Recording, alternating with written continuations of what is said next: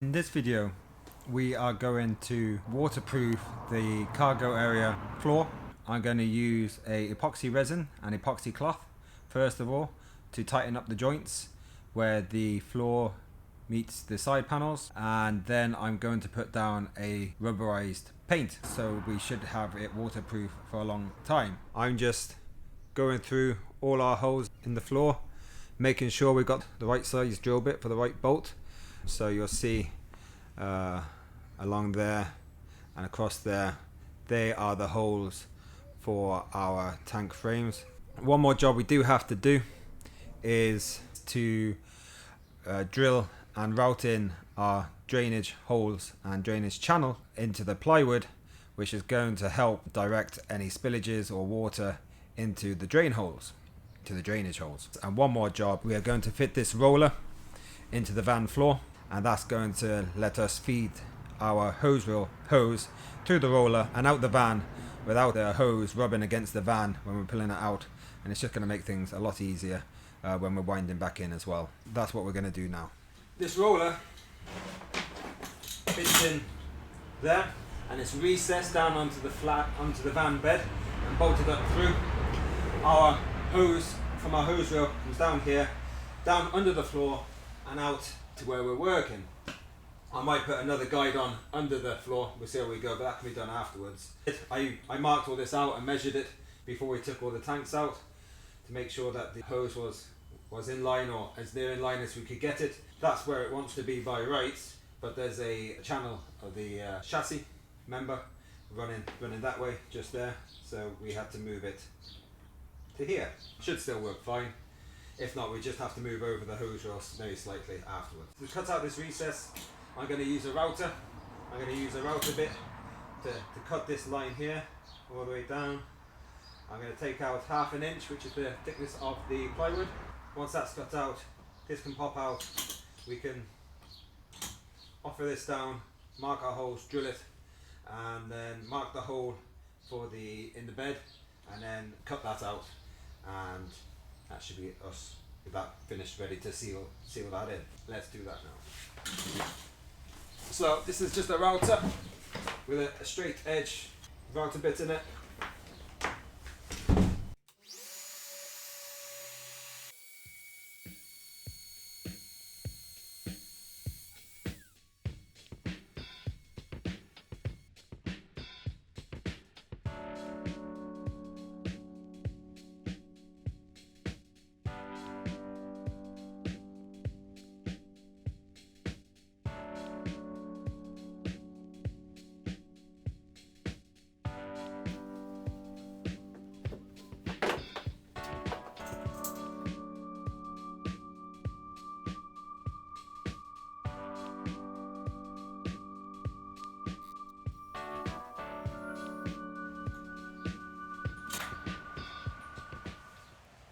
If you don't know anything about routers and you're interested, we have different cutters. They give you different shapes. Gives it a different shape on the timber. This one here looks to be a nice smooth edge, which just rolls around like so, and be a nice smooth finish on that. It's the plan anyway.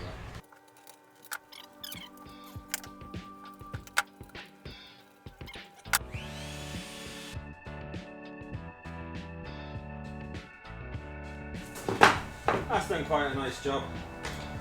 Let's get this sand up.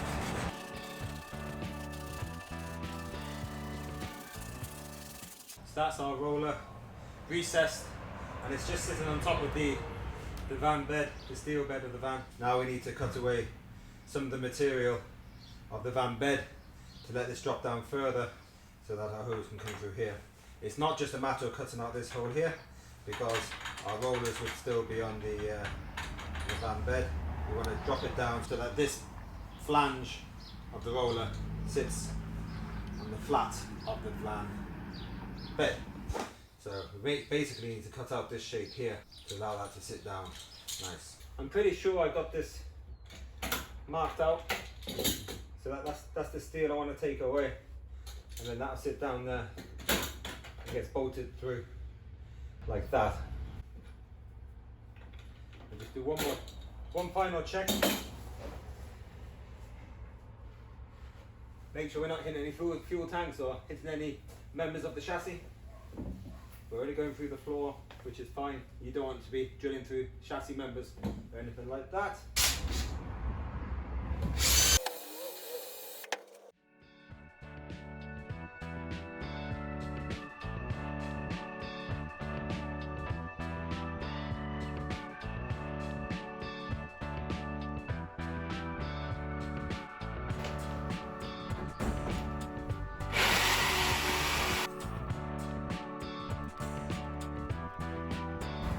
That's looking really good. I should say have it ready to bolt in place when we have when we start sealing all this up. A little bit more to do yet. Along the back here, I'm putting a J-niche channel from here all the way across to here.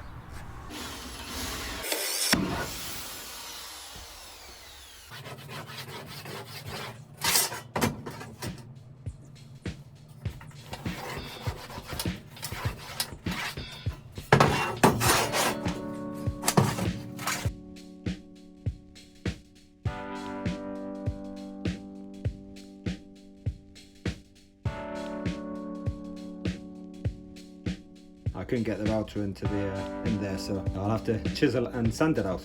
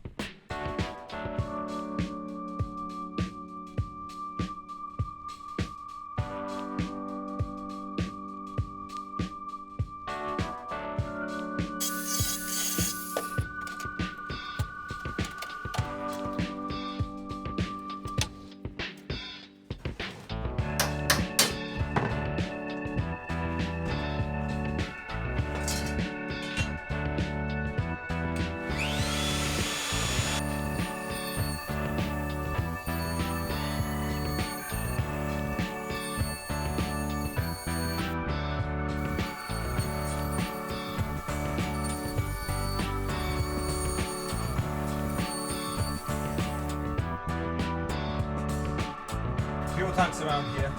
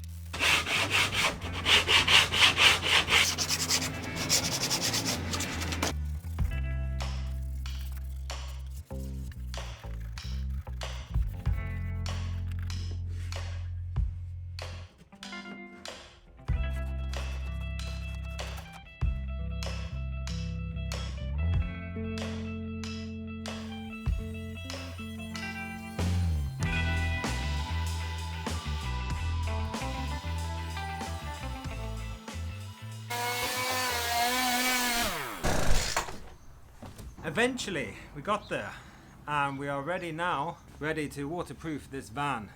So before I start doing that, I just want to talk about the plywood. We got it ply lined. There's a couple of reasons why I did get it ply lined. It takes away some of the road noise, so it's a smoother, more comfortable ride in the cab. It makes the bed more solid. It's another layer of protection between the equipment, chemicals, etc. and the bed of the van. If you don't ply line the side panels and you hit them with any small amount of force, they'll dent on the outside.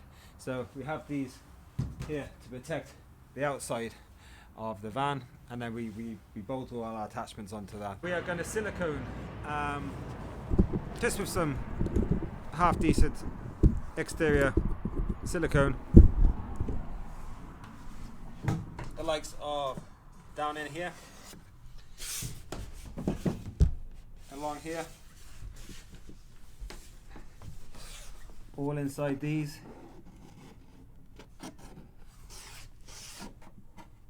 in there, and here. You see the way you got a bit of movement there. Now the epoxy we're doing is going to take that out of it as well, but the silicone in that gap is going to do two purposes. It's going to stop this from moving, and it's going to be a fail safe again to stop any moisture getting down there. And again here, fill all that up with silicone, and we're going on top of that. We're going on top of that with some epoxy cloth. So there we go. That's us. So that's one of our drainage channels. There's our other drainage channel. All our holes for our tanks. Another drainage channel there. Drainage channel there, and across there. So I am now going to silicone it.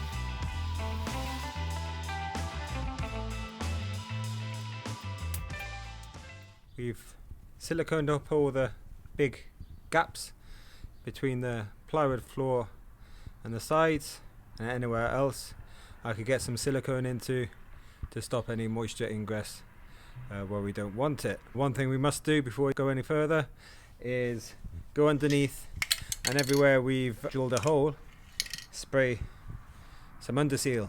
This van has a 7-year corrosion warranty. That's by drilling through the floor of the van. Technically you are breaking the terms of that warranty, so any corrosion you get around your bolt holes basically down to you, which is why we don't drill through anything structural.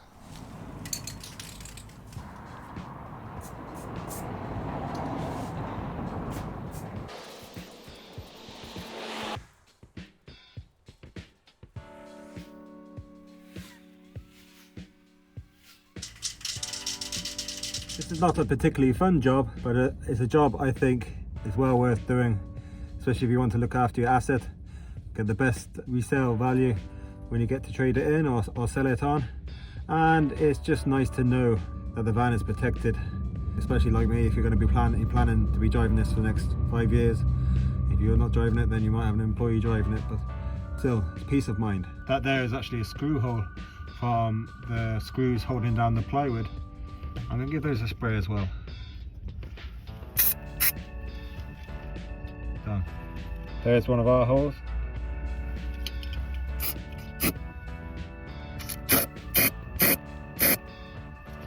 Done.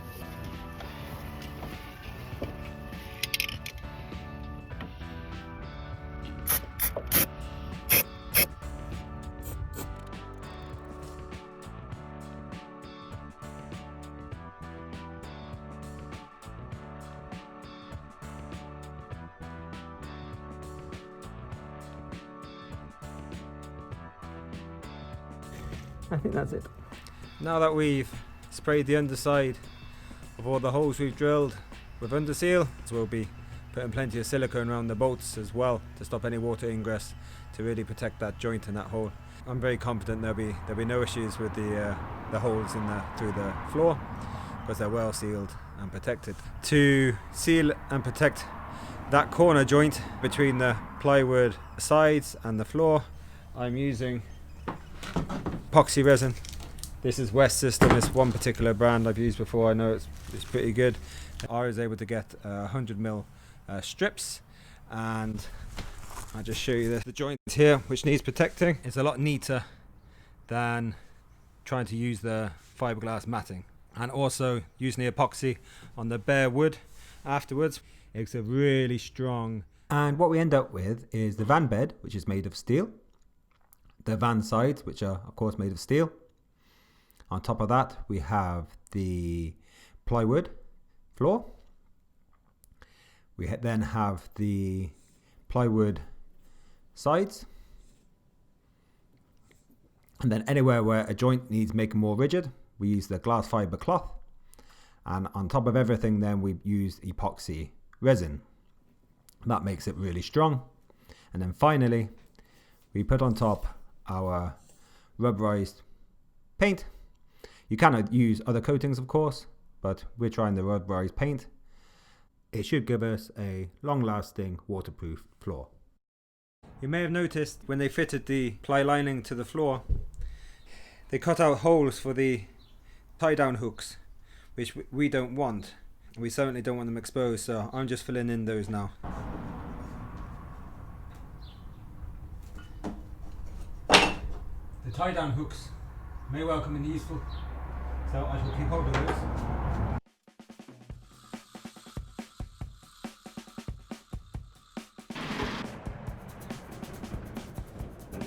So I'm just silicone them in, just to hold them really. I'm going to put some epoxy and some epoxy cloth over the top of them, and they'll be going nowhere then after that. So this is the dry method of applying epoxy. You set up your epoxy cloth. This is a strip 100mm wide, and then you wet through that, and the epoxy soaks through the cloth, sticks to the substrate behind it, and that's basically it. You don't want to put on too much, otherwise it starts peeling away. What you do, you come back again and you fill in the weave of the cloth afterwards.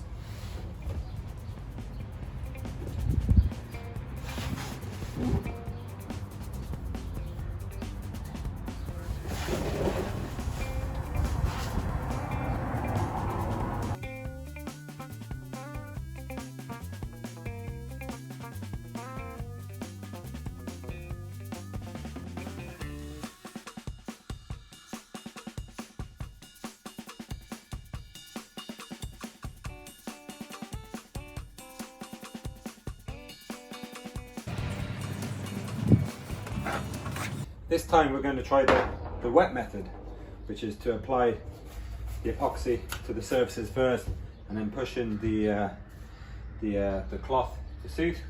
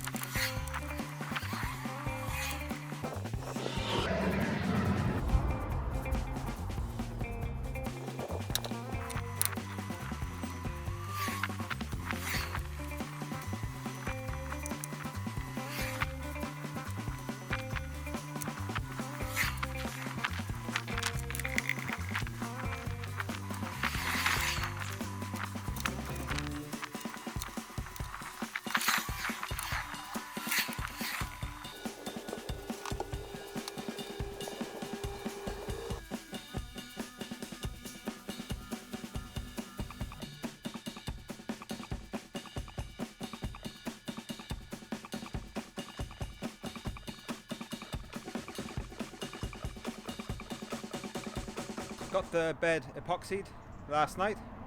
So that is, we fiberglass clothed the corner joints and we epoxied the whole bed, and we are now ready to apply the Protectakote, which we're going to do now.